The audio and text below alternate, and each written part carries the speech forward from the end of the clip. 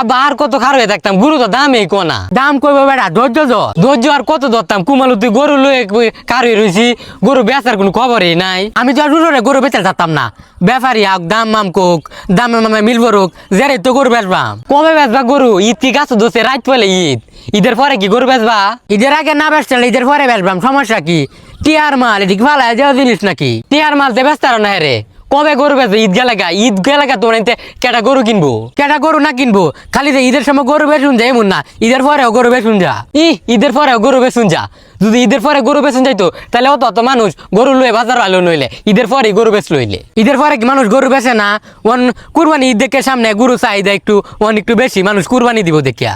তাহলে গরু লয়ে বাজ জায়গা, তাহলে ওখানে আর গরু বেচুন লাগতো না। ঈদের পরে গরু বেচবানে, ঈদের পরে বেচতাম রে, ঈদের আগেই বেচবাম। আমার তো এটা ভালো লাগতেছে না, ঈদের পরে আগে বংশ তো আমার ভালো লাগতেছে না।